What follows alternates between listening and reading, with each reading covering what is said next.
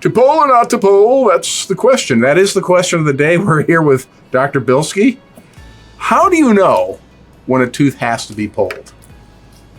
4 years of dental school. Well, okay, I'm 36 years later, so 40 years of doing it. When I say you, I'm kind of saying maybe you, but also I guess maybe even patient. If somebody's going, I need to have something looked at here, So there are a lot of simple, like I know when to pull it. If the tooth is very loose and moving, like you feel like you can pull it out yourself, yeah, it needs to come out. Okay. If you have extreme pain and you actually come in to see someone like myself and we take an x-ray and it's so obvious that even a non-dental person could see the fact. Do you ever do that? Come here, look at this. This is why it's got to come out. As a matter of fact, we do that because once you see something that's not, in other words, if you're used to seeing something healthy, you see something that's not healthy, it's very simple. Shocking. Yeah, of course, infections, there's situations, sometimes antibiotics need to be given prior to that. There's definitely a consultation that we would speak to you about that. And just the overall symptoms, if you've been aching and dying for 3 or 4 days and you were so, let's say it, afraid to come in and see me, fearing the extraction appointment, and then it comes to fruition when you're sitting there. Now it's a realization how you wrap your brain around what has to occur to take care of it.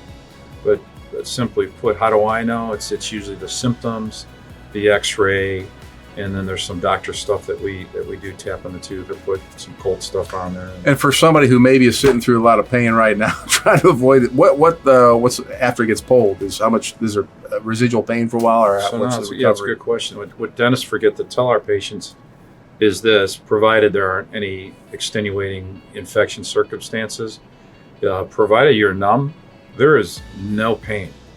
After it's gone, it's well, no, during the procedure. Oh, okay. So, the infection, the extent of infection, if it was there, how much bone and gum loss that you have.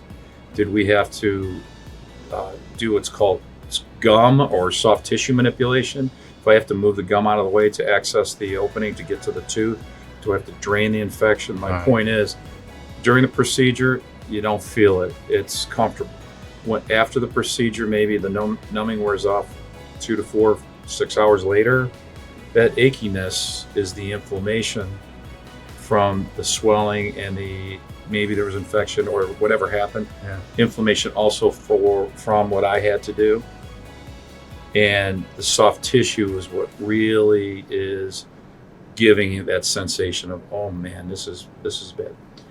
So how we mitigate that is by talking to you about how to take, if you can take an anti-inflammatory, aspirin, ibuprofen, Anaprox, acetaminophen combinations, Tylenol, and that, for most cases, takes care of it.